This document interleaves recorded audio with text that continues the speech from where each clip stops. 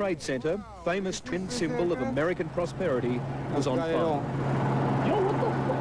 At 8:45 in the morning, a Boeing 767 speared deep inside the North Tower. It was already crowded with some of the 50,000 people who worked at the complex.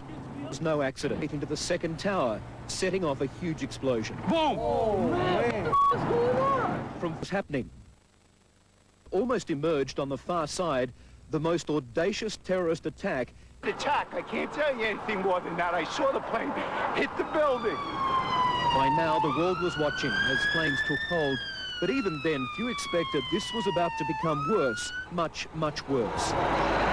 Trapped by flames and smoke, dozens of people hung out from the broken windows, trying to attract help. People just drop. And I must have counted like 30 or 40 people, you know.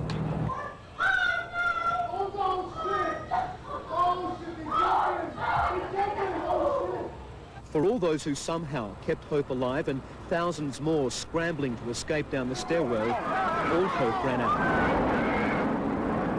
Oh my God. We gotta go. In a horrifying, peeling cascade, all 110 floors of the South Tower came thundering to earth.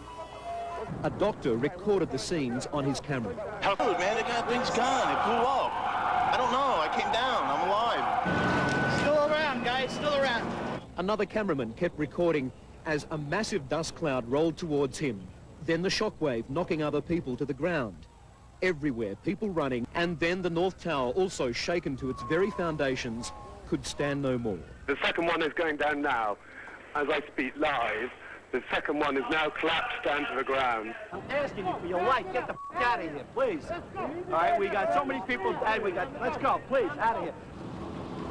I saw it blow, and then ran like hell. Thank God. I'm 69, but I can still run. This is now the terrible task at hand, emerging from the dirt and rubble and smoke. The fleets of ambulances, presumably carrying the many, many dead. Any way possible, rescuers rushed to help. Any transport they could find used to get the injured to hospital. One conservative estimate has up to 2,000 people admitted to hospital, mostly with burns and breathing problems. Also turning up, people answering the appeal to give blood on a scale not seen outside wartime.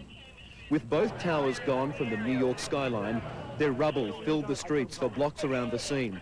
Also on the ground, an engine from one of the jets. Fire engines and other emergency vehicles were pounded by the wreckage. Up to 300 police, firemen and paramedics are thought to be among the dead. Declared war on them. As they watched the horror of it all unfold before them on television, the country went on a warlike footing. The worst part about it is there ain't nobody to fight. With the World Trade Center burning in New York, the Pentagon partly destroyed in the nation's capital, the White House was thought to be the next likely target. Move everybody across the street. The president was out of town in Florida, so everyone, except the vice president and his national security team, were told to get out. I'm told that a plane went into the Pentagon and they're chasing us off the grounds here. The vice president then headed for a bomb-proof bunker to coordinate a response to the crisis. Everybody back. With the continuing threat in Washington, the Secret Service ordered President Bush to stay away from them to reassure a shocked nation. Freedom itself was attacked this morning by a faceless coward, and freedom will be defended. President Bush was eventually given the all-clear to return to Washington in the late afternoon. His plane shadowed all the way by a group of fighter planes. Soon after, an obviously shocked president appeared on the nation's TV screens. The pictures of airplanes flying into buildings, fires burning, huge structures collapsing, have filled us with disbelief, terrible sadness, and a quiet, unyielding anger. I've directed the full resources of our intelligence and law enforcement communities to find those responsible and to bring them to justice. We will make no distinction between the terrorists who committed these acts and those who harbor them. And for the first time in the nation's history, all airports across America were immediately closed. There will be another few hours before any decision is made about when planes will fly again. The airport's being evacuated. They need to go home. The World Trade Center was seen as the ultimate symbol of America's economic power. Situated close to the world's best-known financial district, Wall Street, there are real fears now about what might happen when the stock market eventually reopens and what effect all this might have on an already shaky US economy. Another security procedure never before witnessed, senior political leaders were helicoptered to a secret location, while other politicians and their staffs were told to get away from the Capitol building, while fighter planes patrolled overhead. And then police closed off the city of Washington to outsiders. A sense of quiet rage settled over the national capital. Let's get away from the building, man. It's people now worried about the future, with so many asking, how could this have happened? I hope they're sending planes over there right now. Take care of business. Military leaders were brought out as well to do their best to reassure a shell-shocked nation. Make no mistake about it, your armed forces are ready. At airports where those hijack planes were due to land, tragic scenes as emotional relatives realised their loved ones would not be arriving. And finally, in a move to unify a stunned population, a group of politicians from all sides gathered on the steps of Washington's Capitol building tonight. They were there to show their resolve on this, the worst of days. God bless America, my home, sweet home. At Boston Airport, both American and United Airlines 767s headed for Los Angeles shortly after 7:45 this morning. Fully laden with hundreds of thousands of litres of fuel, the jetliners were about to become flying bombs bound for oblivion.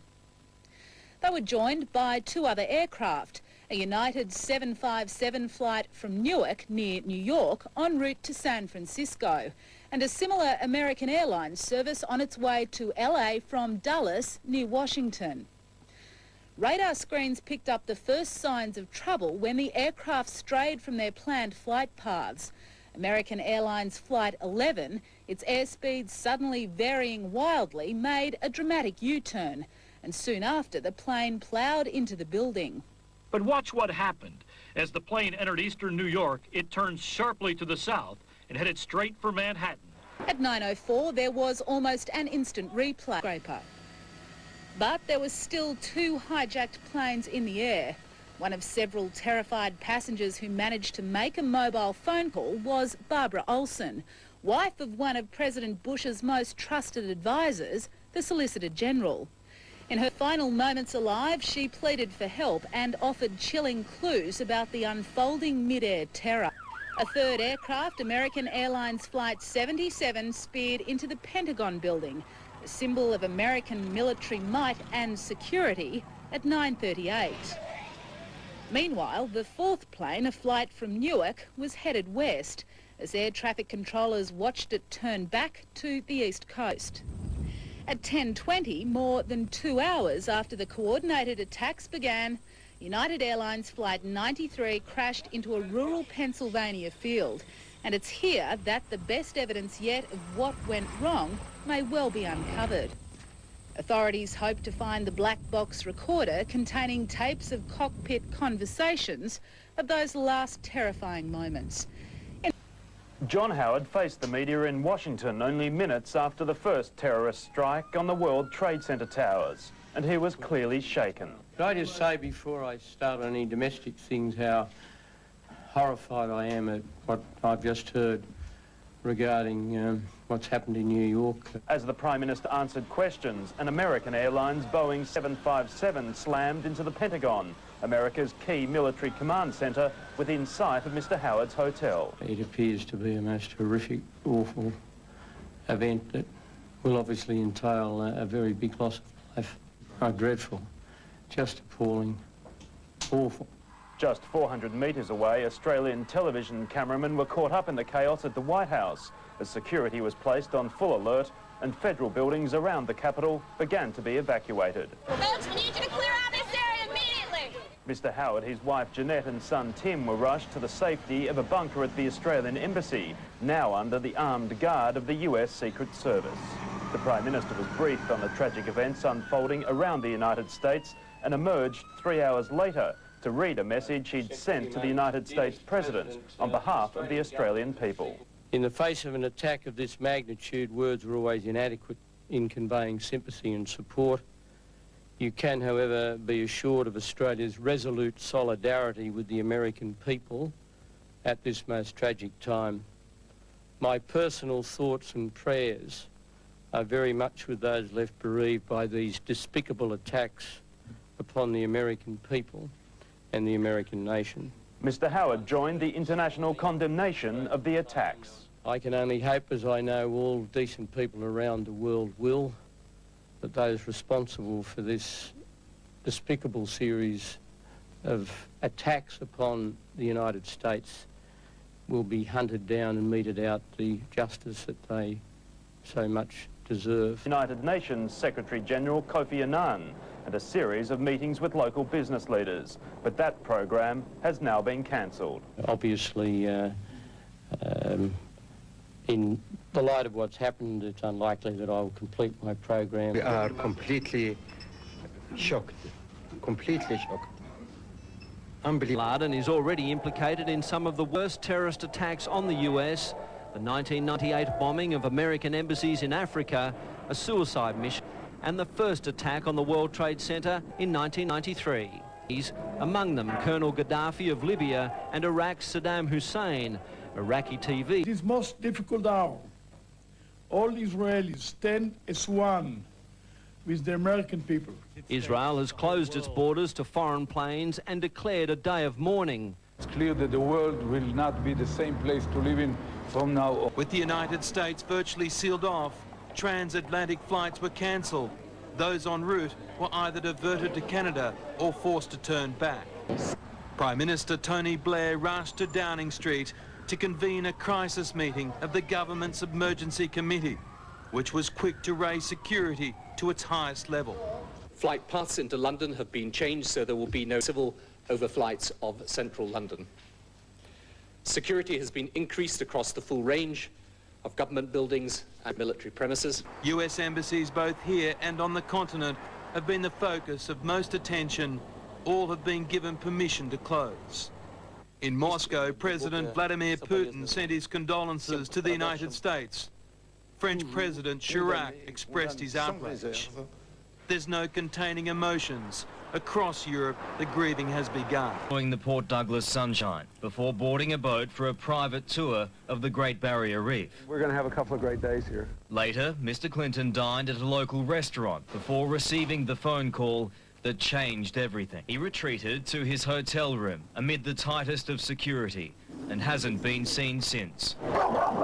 Queensland police reinforcements arrived at the hotel throughout the night, concerned the former US president could be another target. Obviously I can't go into the absolute details of it, but we're taking what we'd class as the normal precautions in a situation like this. This morning, the resort was virtually deserted. Is Mr. Clinton left yet?